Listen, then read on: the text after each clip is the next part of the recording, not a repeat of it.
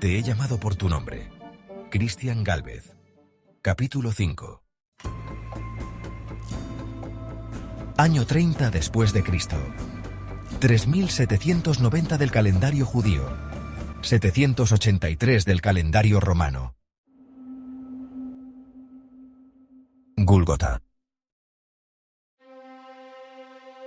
El pequeño Jacob llevaba el nombre de sus antepasados, un nombre que lo unía a un legado de ferviente nacionalismo y rebelión bajo el severo liderazgo de su padre, Gedeón, un cacique venerado entre los celotes y algo menospreciado por los judíos más pacifistas. Gedeón, un hombre fuerte, pelo corto, rasgos marcados y cicatrices, tanto en la cara como en su cuerpo, y cuyo corazón se había petrificado con cada transgresión romana, vio en un primer momento el ascenso del rabino de Nazaret como un presagio sorprendente, un faro que podía encender los fuegos de la rebelión y no sofocar la voluntad del pueblo con promesas de paz y sumisión. Fue testigo de cómo su pequeño hijo fue atraído inexorablemente hacia el suave llamado de aquel Jesús, un tirón que lo llenó de un temor que no podía nombrar, y toda responsabilidad y culpabilidad caía sobre su hermano Simón, otrora celote, ahora desertor, prófugo y seguidor del falso Mesías. «Tú eres de mi sangre, Jacob», gruñó Gedeón al oído de su hijo cautivo. «Nacido para luchar, para sangrar si es necesario, por la libertad de Judea. Tu corazón pertenece a la causa de nuestro pueblo, al legado de los celotes. Y ahora serás testigo de lo que hay que hacer con los traidores». En el último momento, Gedeón había decidido dar un escarmiento a su hijo y, lejos de regresar a casa, se dirigió al lugar de la crucifixión. A las afueras de Jerusalén, los pasajes conducían hacia una colina de piedra caliza, cuya forma parecía sugerir una calavera, dándole su nombre ominoso. El Gólgota se había convertido en sinónimo de muerte y sufrimiento para todos aquellos que se atrevían a desafiar al imperio. Los residentes de Jerusalén evitaban el lugar sabiendo que no había nada más que dolor y desesperación en los pasos hacia esa cuesta. Las mañanas en el Gólgota eran particularmente perturbadoras. La luz del sol apenas lograba disipar las sombras que se aferraban a las grietas de la roca. Desde las primeras horas del día, los sonidos de martillos golpeando clavos y el crujir de maderos resonaban a través del aire, anunciando con anticipación el destino de aquellos que serían crucificados. Los mástiles de madera, erguidos y ominosos, se alineaban en la cima y sus alrededores, testigos mortales del castigo romano. Los postes fijos al suelo rocoso esperaban con cruel paciencia a sus víctimas mientras los cuervos empezaban a congregarse en las cercanías atraídos por la macabra certeza de carne fresca. El aire, cargado de desesperación, emanaba un hedor particular, una mezcla de sangre, sudor y la amarga oscuridad de la muerte. Alrededor de Jacob, aquel escenario era un caos, como si el mundo se tambaleara al borde de un abismo. Los miembros del contubernium solicitado por Pilatos, un pelotón de infantería formado por 8 legionarios, empujaban sin un ápice de simpatía a los curiosos que se acercaban demasiado. Las mujeres lloraban abiertamente y sus sollozos formaban una armonía turbadora. El cielo sobre el Calvario era un lienzo enardecedor, cargado con la tristeza de un sol que parecía negarse a iluminar el sombrío cuadro bajo él. 3 cruces se alzaban en aquella cantera contra ese telón de fondo siniestro, pero la figura central atraía la mirada de todos los presentes, y especialmente la de un aterrorizado Jacob, la cruz en la que habían clavado a Jesús de Nazaret. Bajo la sombra de aquellos toscos instrumentos de tortura, los legionarios trataban de cumplir la tarea confiada de mantener el orden para garantizar que ni los miembros del Sanedrín ni los fervientes seguidores del condenado causaran disturbios.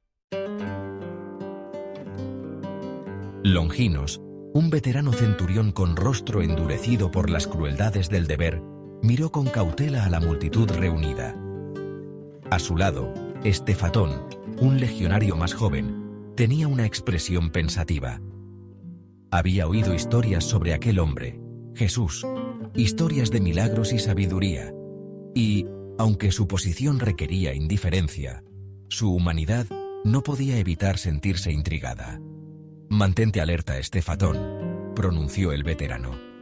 «Las emociones corren tan alto como los muros de Roma hoy, y no haría falta mucho para que esta sombría reunión estallara en caos». La presencia del dolor era palpable incluso para un niño de 9 años como Jacob. Y, mientras seguidores desconocidos de Jesús se apiñaban tímidamente con lágrimas y sollozos reprimidos al ver la sangre emanar de las muñecas y pies desgarrados por los clavos, los miembros del Sanedrín, cuyas vestiduras comparecían en marcado contraste como testimonio de su autoridad con un barniz de justicia satisfecha, se mantuvieron a través de Anás y Caifás, agresivos pero distantes. «Conviene que muera uno solo por el pueblo y no perezca toda la nación». Tal era el convencimiento del sumo sacerdote Caifás. A pesar del dolor en sus ojos de tanto llorar, Jacob reparó en que, al pie de la cruz central, envuelta en un oscuro manto de luto, la madre del Hijo del Hombre permanecía estoicamente de pie frente a él, ignorando cómo unos legionarios, entre ellos Cassius, el de la nariz maltrecha, echaban a suertes a modo de mofa la túnica rojo-púrpura del Nazareno. A su lado estaba el joven apóstol Juan, a quien Jesús le había confiado el cuidado de María, con el corazón pesado por la carga de dar testimonio del martirio de su maestro María. Observaba con su espíritu dividido entre el impulso maternal de proteger a su hijo y la desgarradora comprensión de la profecía que debía cumplirse. Juan, con su rostro juvenil incapaz de ocultar la tristeza dentro de él, puso una mano solidaria sobre su hombro. Los ojos de la otra María, la de Magdala, estaban fijos en Jesús. Parecía como si colgara allí mismo el recuerdo de su propia liberación, indisolublemente ligado al sanador ahora coronado de espinas. Sus enseñanzas habían traspasado lo más profundo de su alma, liberándola de los demonios de su pasado. Ahora, mientras observaba su sufrimiento, sentía en su interior una inmensa gratitud y angustia. Los tres, junto a otras mujeres que Jacob no alcanzó a reconocer, se convirtieron en un cuadro de inquebrantable devoción, iconos del dolor y la lealtad que se entretejieron en la narrativa de los últimos momentos terrenales de Jesús de Nazaret. Cerca de ellos, Jacob apretaba sus pequeños puños con una ira impotente, preso de su padre. Una mano se acercó y se posó sobre el hombro de Jacob, sacándolo de sus pensamientos. Deseaba que fuera la mano de su tío, el apóstol Simón, que regresaba junto a él. Sin embargo, era Miriam, su madre, desafiando la autoridad de su marido, que la había dejado pasos atrás. Jacob se sintió de igual manera calmado. «Inma, ¿por qué le hacen daño?». Su madre se arrodilló a su nivel. Trató de suavizar aquel momento, aunque no había milagros aquella mañana que dulcificaran un ápice el dolor de aquella víspera de sábado. Pero Miriam, por su hijo, hubiera hecho cualquier cosa. «Hijo, a veces el mundo no reconoce el regalo que se le ha dado. Pero no debes olvidar esto. Su dolor tiene un propósito más allá de nuestra comprensión. Pero no quiero que le duela», respondió Jacob, sincero e infantil.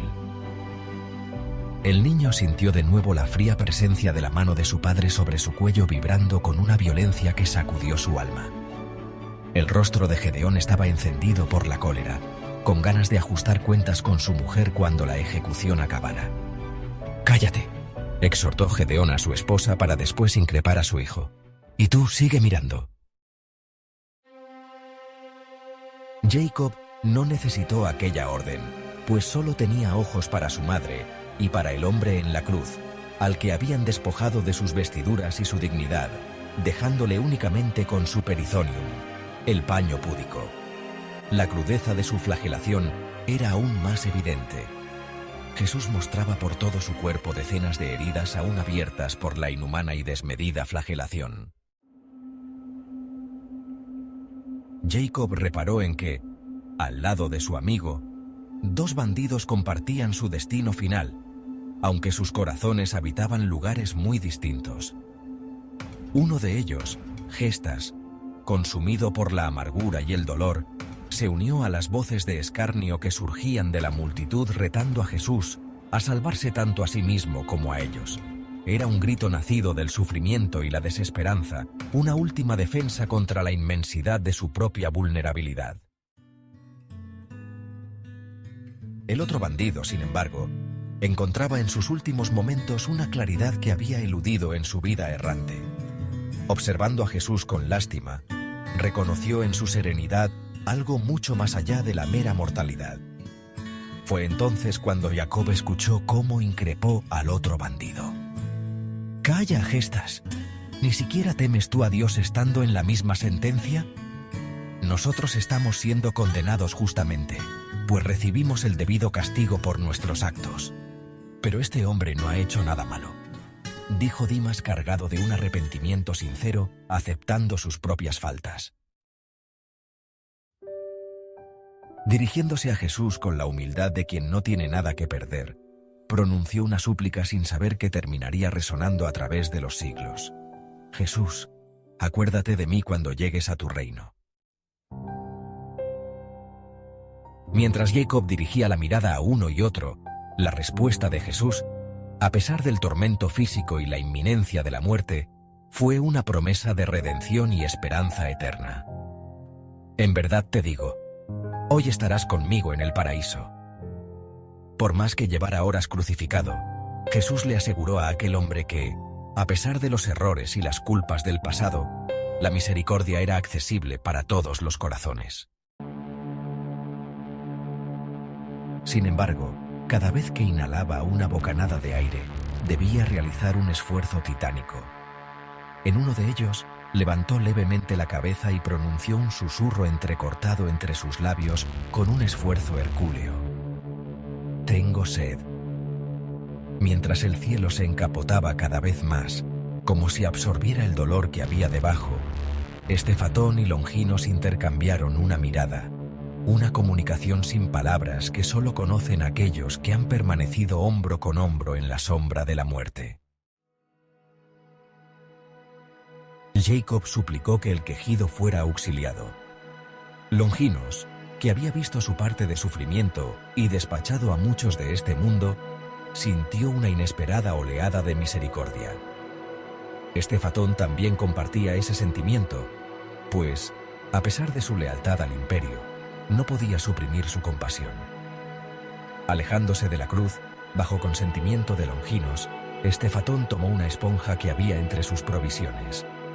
La remojó en un recipiente con posca, una mezcla de vinagre y agua destinada a aliviar la propia sed de los legionarios durante las insoportables horas de servicio, y lo clavó en una lanza, la única herramienta a su alcance. Con una solemnidad que no había pretendido mostrar, Estefatón se acercó a la cruz y extendió el artefacto improvisado hacia los labios resecos del carpintero de Galilea. El olor acre y ácido del vinagre se elevó en el aire, un recordatorio agrio de la crudeza del momento. Ambos romanos sabían que aquel líquido serviría de anestésico. «Bebe, por favor», rezaba Jacob en silencio. Y, como si hubiera escuchado la plegaria de aquel niño, el hombre colgado en la cruz levantó levemente la cabeza y, a pesar de la hinchazón de uno de los párpados, su mirada se encontró con la de Jacob. El niño se estremeció, pues cada vez que aquel hombre le miraba, algo sobrenatural recorría su cuerpo. En ese momento, una quietud cayó sobre el lugar, como si el mundo contuviera la respiración, puntuada solo por las laboriosas inhalaciones de Gestas y Dimas, los crucificados que sufrían junto a él. Jesús agradeció el vino agrio que le ofrecían, mas terminó rechazándolo mientras los ojos de Jacob y su madre Miriam se mantenían fijos en el rostro delgado y ensombrecido del hombre que amaban sin entender el porqué de ese repudio. Los guardianes de la cruz no se explicaban por qué el nazareno tenía el deseo de permanecer plenamente consciente. Los dos legionarios dieron un paso atrás y regresaron a sus puestos con su deber cumplido. Y la madre del Hijo del Hombre agradeció de igual modo el gesto fugaz de misericordia. Algunos pasos más atrás, Gedeón se debatía entre su satisfacción provocada por el espectáculo y el remordimiento por desear el mal a aquel que sanó a su hijo. Del mismo modo, a cierta distancia de ellos, un grupo de magistrados y altos sacerdotes observaba con rostros esculpidos de complacencia y desdén. Vestidos en sus ropajes de omnipotencia, se distinguían del tumulto de curiosos y dolientes que habían venido a presenciar el acto final de esta tragedia. Aunque las enseñanzas de amor, perdón y misericordia de Jesús habían resonado en los corazones de muchos, para estos líderes representaban una amenaza directa a su poder y tradición. «Mirad, Él, que destruiría el templo y lo reconstruiría en 3 días», exclamaba uno sarcásticamente mientras señalaba la figura maltrecha sobre la cruz. «Sálvate a ti mismo. Si eres el Hijo de Dios, desciende de la cruz». Se unía otro tratando de provocar una risa cruel de sus compañeros. Las mofas resonaban en la tensa atmósfera de aquel lugar.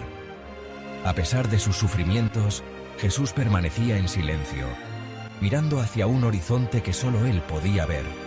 Su silencio, tan elocuente como sus sermones, era un testimonio de su inquebrantable propósito y la profundidad de su sacrificio. No necesitaba defenderse, pues su misión trascendía las palabras y el entendimiento de aquellos que buscaban su caída.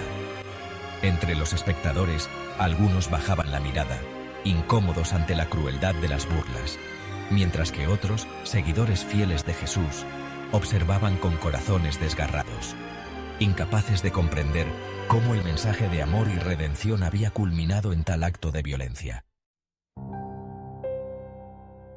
Algunos miembros del Sanedrín protestaban con energía por la tablilla que colgaba en el extremo superior de la cruz del Nazareno. Consideraban una blasfemia la inscripción autorizada por Pilatos. Fue entonces cuando Jacob, con los ojos fijos en la ensangrentada figura central, trató de entender aquella crispación. Por primera vez, reparó en el titulus, aquella maldita tablilla romana escrita por Pilatos con cierta ironía. Leyó la inscripción en hebreo del hombre que estaba a punto de morir y entonces lo entendió todo. Jesús de Nazaret, Rey de los Judíos.